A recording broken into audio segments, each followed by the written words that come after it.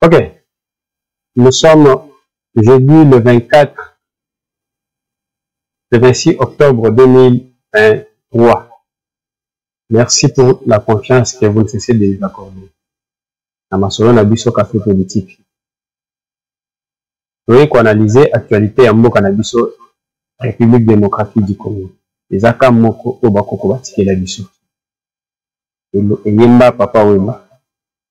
Na kati ya masolo na biso tokobeta masolo ya élection au izanko o ya le 20 septembre et le 20 décembre ya année oyo. Tokobeta masolo ya sortie médiatique ya Alexis Thambwe Mwamba. Na kati kaka ya masolo ya élection. Tokobeta masolo ya guerre au izana est. Et tokosukisa na dossier j'ai terminé avec Albert Youm. Vous savez, à la CENI, on a retenu 24 candidatures. Il y a batu oyo ba postulé balingi ba koma ba président ya République démocratique du Congo. Mais l'étape ya CENI, il est qui commission na cour constitutionnelle. Na cour constitutionnelle les gens oyo temps o bapesaka ya oya batu ba otsaka ba recours to ba na oto bengaka contentieux électoral.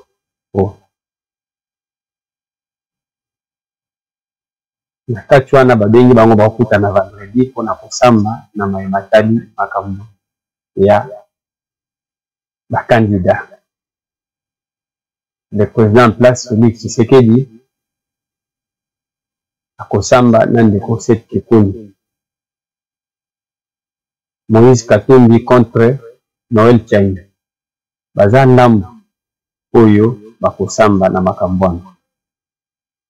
Alors, c'est ça la beauté de la démocratie. Et donc on a sepeli nango ezaki na moni akoti répète et pas Seth Kekuni contre Félix Tshisekedi. Et akendaka na ndako na ye alalaka azongaka alaise alamukaka tranquillement. Mais na kati émission na biso na sina tiela bino vidéo ya Moïse Katumbi na République na ye tango azala gouverneur na Katanga. Rien que contradiction à pamba. Donc une vidéo diffusé par Mouyambo, ndako na ye babuka. Mais ici je vois cette Kekuni à côté ici, mine requête na ya fundi, obenga ngoka na linga la fundi. Président en place soit en armée, la police, la nyos, ala la kalamukaka, à l'aise.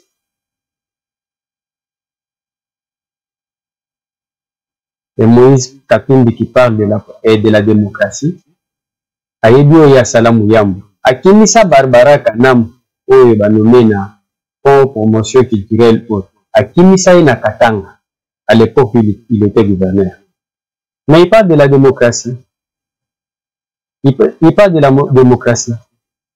Mais à l'époque où il y a Zala gouverneur, tu ne peux pas citer le nom de Moïse Katumbi papa.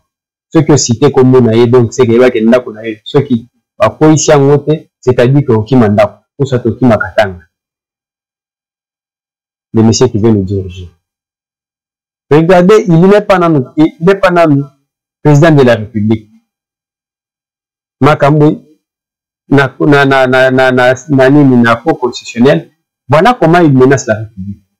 Nous les Katangais. Et ces gens-là, oh il a appelé ça Kambongo, nous les jeunes Katangais.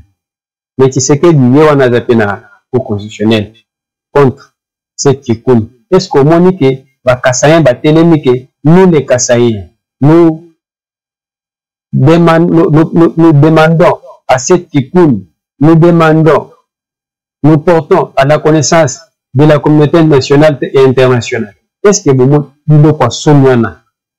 avez vu ça? Kambosoli. Moïse Katumbi ne mérite pas d'être président de la République. Donc, il cherche partout par là, pour nous kabafoufunya. Na la vidéo, il y a déclaration, il y a Tambo Mwamba. La justice sous Joseph Kabila également assure dans une interview exclusive accordée à RFI avoir délivré un certificat de nationalité congolaise au candidat au scrutin du 20 décembre prochain. Un certificat jamais annulé, dit-il, pour Alexis Tambwe Mwamba. C'est un faux débat. Il est au micro de Pascal Moulégois. Sur le cas de Moïse Katumbi, je voudrais dénoncer l'hypocrisie nationale sur cette question de la nationalité congolaise. Je n'avais pas de preuves qu'il était italien. J'ai eu des dénonciations. Par la suite, Moïse Katumbi a pris un avocat célèbre, Dupond-Moretti, ministre français de la Justice, qui a fait parvenir des documents en disant que la commune de résidence ne lui reconnaissait pas la nationalité italienne. Donc pour moi, c'est une page tournée. C'est absolument une distraction de soulever cette question. On est dans un faux débat. Je pense que le président de la République lui-même qui avait ordonné qu'il fallait donner à Moïse Katumbi son passeport. C'est le président de la République lui-même qui avait dit, mais il avait été gouverneur du Katanga, comment peut-on lui contester la nationalité congolaise? Il ne faut pas embraser le pays en sériant les personnes qui peuvent se présenter. J'en ai fait un problème à un moment donné en tant que ministre de la Justice. Mais aujourd'hui, je considère que ça serait totalement immoral d'opposer à Moïse Katumbi le fait qu'on ait dit à un moment donné qu'il avait une autre nationalité. Pour moi, il faut laisser Moïse Katumbi se présenter. Les propos d'Alexis Tambwe Mwamba, la Cour constitutionnelle congolaise doit encore statuer. Le monsieur qui parle, Tambwe Mwamba, qui a quelque chose détaillé, na exil. Mais Tambwe Mwamba oublie que nous avons ces vidéos. Donc la Kabylie essaie de convaincre la population tellement que Mabio Bango Basala et Tikale Ebele. On a des archives et des archives. Nous avons des vidéos et des vidéos à Bakabilis et Simbate. Le monsieur parle de l'immoralité. Tout en oubliant que nous sommes une époque contemporaine. Pour le moment, ceux qui ont salué le connaissent ce tic à la canarchive. Nous, à notre niveau, nous sommes congolais et nous qui soutiennent le président de la République. Nous avons posté que Balongola Moko, Bangonyo sur 24, va qu'il y ait la course. Qui est leader, qui est populaire. Vérité des urnes, au Bango Balobaka, vérité des urnes. C'est à ce moment-là que non, vérité des urnes, sans manipulation. Et pour le moment, dans ce pays, il y a des cas du Manenga, le dit que nous a prêté des témoins. Quand il a vu ce de l'autre côté, que nous, on a un échantillon, il y a ce lembao. Et bien, monsieur qui n'a ni le moto, on a monné que nous, il y a un moto à gagner. Non, amène-nous les résultats de 26 provinces. Ce que vous avez noté, quand on a eu.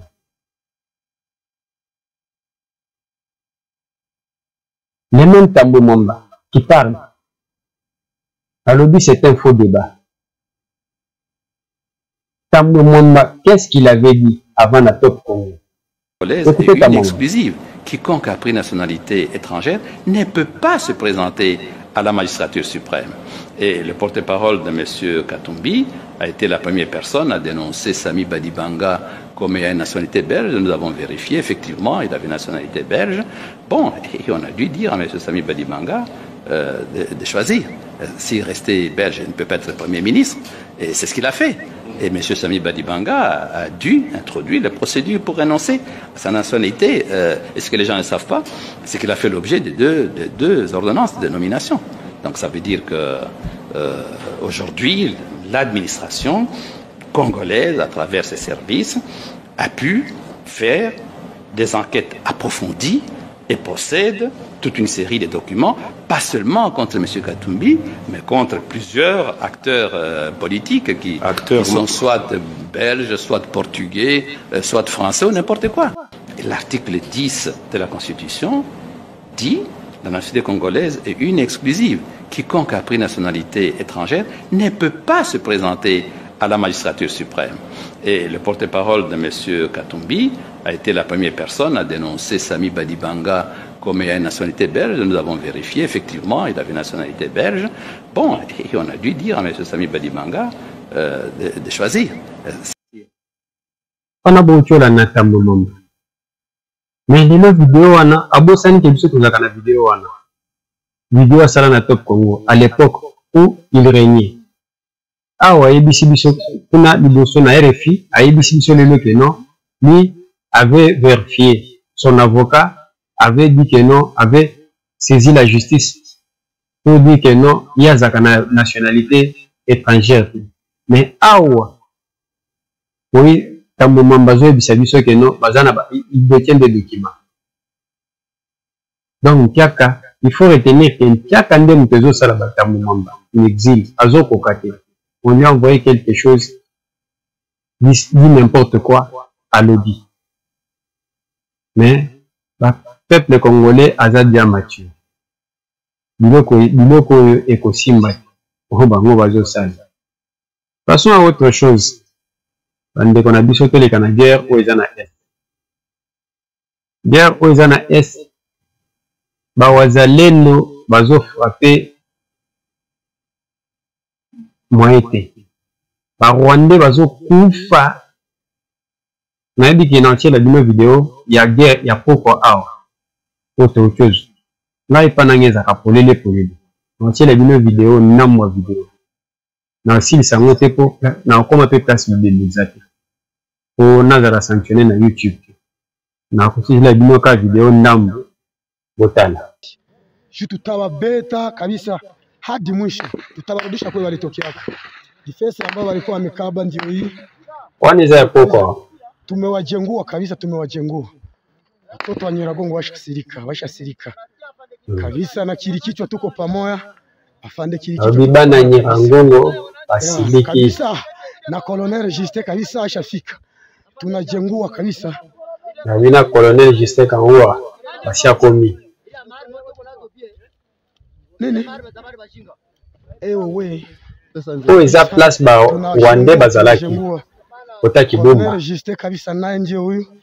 Na watoto kabisa washasirika watoto wa Nyiragongo. Na biba siliki. Semsa PSRS. Na kabisa washasirika kabisa, Kabisa tushabajengua. Au place ba yaki ovanda. Ba récupérer place na bango. Defense moya. Wazalendo bazui bango place. Na ambao tumepiga sasa hivi kabisa kusema tuwajengue kwa tosha. Mwe defense kabisa mnatoa tazama. Watoto washasirika kabisa. Hapa njo kama tembe tunakaribia kabisa. Washasirika. Lakini tutawajengua kwa maana hii Kongo haiko yao. Siku mingi na tuzoe. Lakini tutaonesha kabisa. Tutaonesha ona moya. Ona kwanza na meno kichwa. Na kimisi kotana, ona kota bibeni. Na kimisi bibenda ba Rwandais. Akufe bolanda l'hôpital ya Wilingo Mate. Rwanda wana azo kosa. Bolanda nazo mona ba video ba image na ye ba audio na ye bele biloko lokotazo. Ubwenge basi balakisa biso pe ki Rwanda. Toyebi yango déjà. Ubwenge lokuta na bango. Donc ba récupérer ba place ba position na bango neza ba position na ba video ebele. Na ba video ebele ya bango. Na ba position na bango ndenge ba neutraliser bango. Ba récupérer ba place na bango pa ba wazalendo. O ba fanda o ba yaki ofanda. Donc ba enregistrer perte lelo ya kolobaki dans sakanaki. Donc wana nde situation à fond. Ka lelo VPM et affaires étrangères, Christophe Lutundola. Na VPM et défense nationale, Jean-Pierre Bemba. Na vice-ministre des affaires étrangères, Samia Dubango. Bayambaki délégation, il y a l'ambassadeur et l'Union européenne aux États-Unis. Batu bape sakaronda mutu makasi. Bayebisi bango. Bavertir bango. Soki lisasi j'utilise les termes où utiliser. Ce qui les sasimo ko ebeti na Goma, je crois que beaucoup regretté. Les avertissements ya suka. Bobenda Rwanda Matoi. Je crois qu'il y a des gens qui vont dire que boyebi saka bango basala keloko te banda bo banda ki oyebisa bango basala ka eloko. Oui. Yaka bongo ata soki oza na makasi. So elingi obunda na voisin yebisa bato. Bopekisa ye. Pe mokolo koya kobeta ye bato nyonso balobaki oyebi mbala boni aboyi bitumba oyo abandaki oyebisa biso topekisa ye. Mais ya bandaki otumbola ye kaka. C'est ce que la RDC est en train de faire. Au moment où on va attaquer le Rwanda, Batuba côté la Kaeke, Rwanda c'est un petit pays, Rwanda outi na génocide. Bazanga maloba koloba. Parce que non, mais RDC oyo ayebisaki biso. Kagame alingaki oyo kaka. C'est ce que la RDC est en train de faire. Primo, secondo. RDC azoboya attaquer Rwanda au moment où nous préparons les élections. C'est un piège. Pour ceux qui attaquer Rwanda et cause à que élection ils allaient perturber et cause à en faveur de Kagame na opposition ya Bakatumbi. C'est un piège. Et à tout prix, bon utaki Olanda audio ya te songo ceux qui te songo mutu alucha o. Et non, bazo préparer donc bazo préparer KO avant le 20 décembre. Donc nous sommes na ba circuit na bango. Na kati audio na il avait tout dit.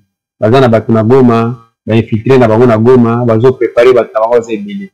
C'est-à-dire que ba préparer le moko de façon que élection et se tenir le 20 décembre.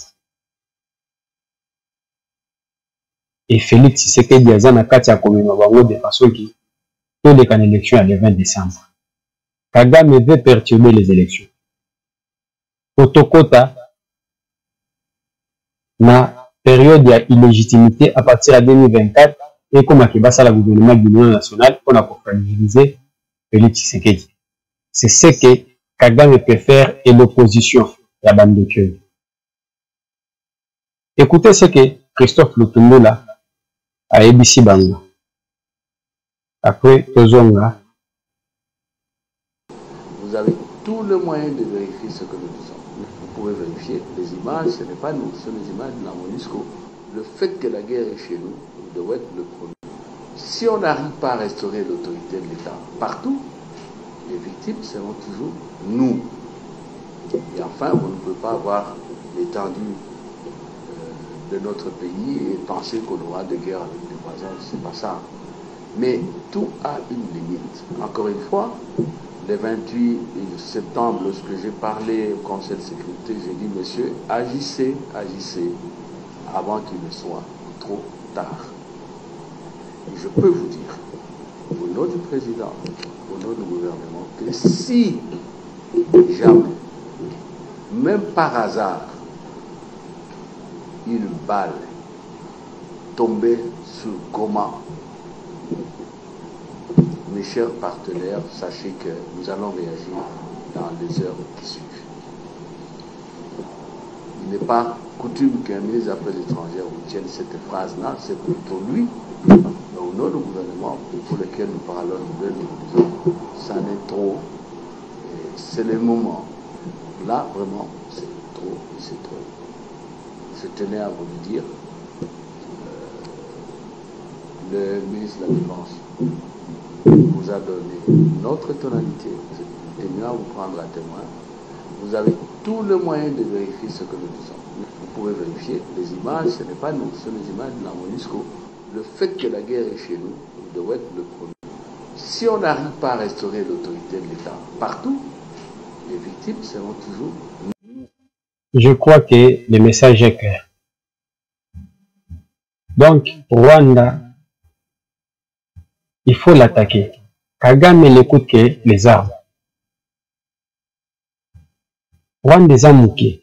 Et si on attaque le Rwanda, ceux qui vont attaquer, même frontière à Rwanda, les gens qui sont à la frontière, bakokima déjà na capitale baza teke bitumba na Rwanda soki ebandi bazwi kaka même 20 km bato nyonso baza donc bapalangani bamisusu baza na Uganda bamisusu na Tanzanie bamisusu donc bakopalangani.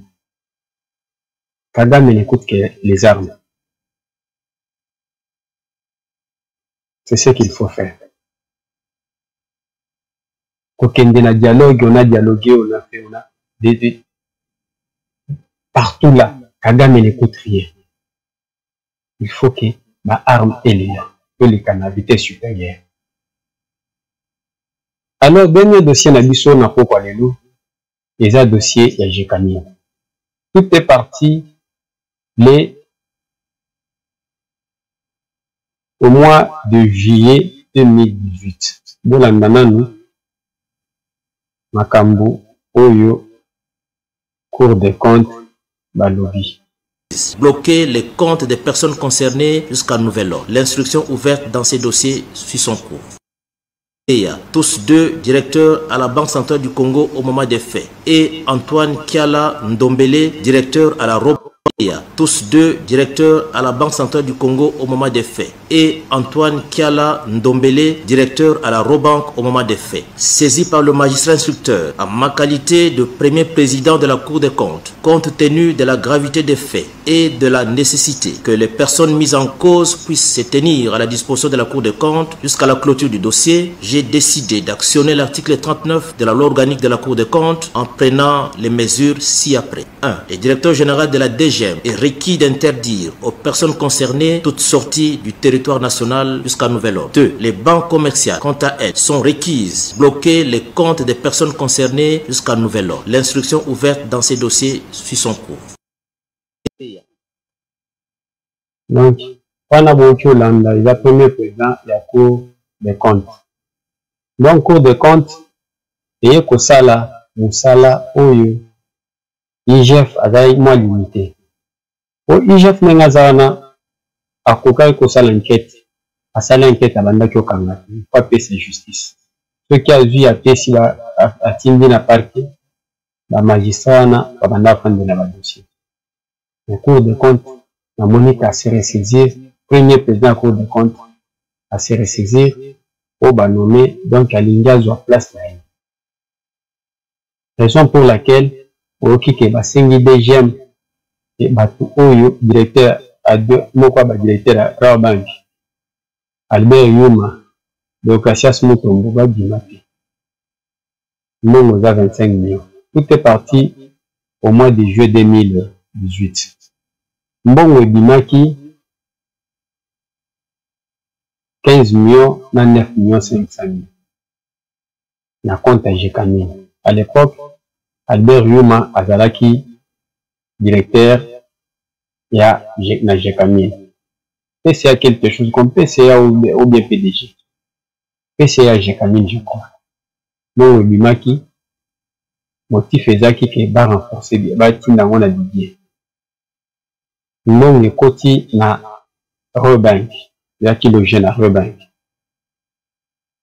Tango le monde à Rebank, bon kei, pour qu'il y ait la banque centrale, bon vie d'expression inconnue.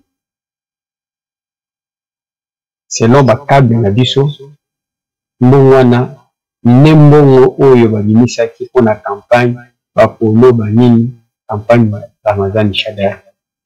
Nembongo salati campagne, pa nizambongo Jekami. Mais, côté bazo à cause de la décision, banda ki osamba banda kala ça fait presque 2 mois.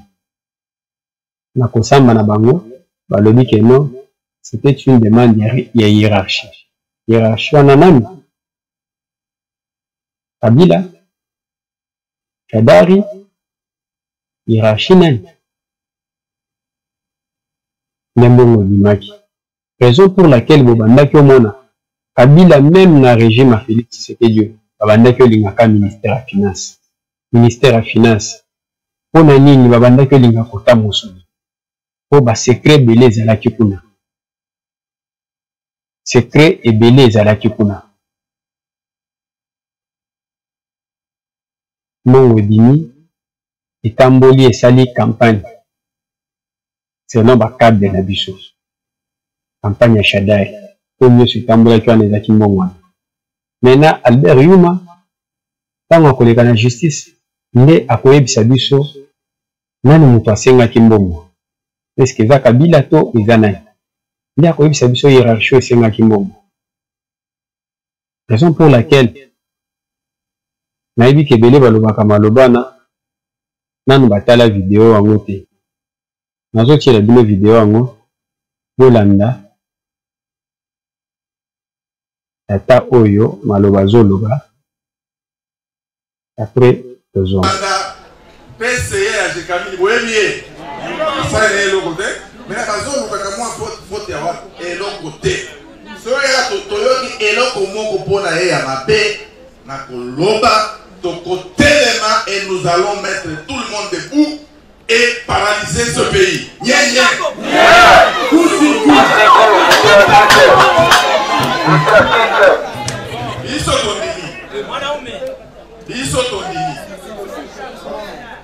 Ensuite, j'ai Camille. Vous comprenez? Les arbres, j'ai Camille, les arbres, na Nakata. Ensuite, SNCC, les arbres, Nakata. Botika. Vous allez voir ce que nous ferons s'il y a un problème avec Babia PPD. Alléluia. Amen. Si go maman. Natuna kabina batu boyo karabata. Tata oyo azana grimace moko. Ebele na batala vidéo. Tata oyo azana grimace.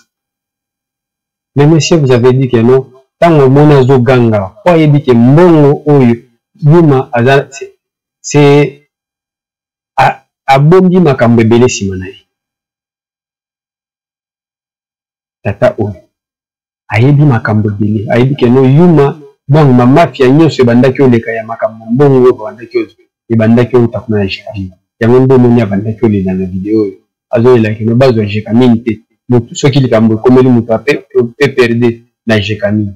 Mais ti lelo balongola bango nyonso Shadari asali loko te. Ye moko Shadari suka babengana ye na Gombe na ndako ya leta akenda tina ba prise. Asali loko te. Et quand il continue à vous dire Bozoka Mutabwa Zoleka, Nava Mitusu Bazoleka, nous avons un accord avec et nous avons signé avec Tshisekedi. Bango nyonso baloba si la coalition FCC cache babomia bapandiango komimisa accord et bimate. Et on continue bananga bazoela nous avons l'accord. Il y a d'autres Congolais qui croient à ça. Il y a l'accord, il y a un accord entre Tshisekedi et Kabila, nanga lobi. Donc, biloko si boyoka. C'est déplorable. C'est déplorable pour le Congo. Non, c'est la bino, vous s'abonner à la chaîne Abisso. Vous s'abonner, vous partager ma vidéo à Abisso. Et ça Abisso courage. Il y a ça, la vidéo, copier cette information chaque jour. Et qui vous s'abonner, vous partager ma vidéo à Abisso. Chez les Canadiens et la Victoria HD Victoria Media. Donc, vous avez l'information de tous. Merci. Ciao.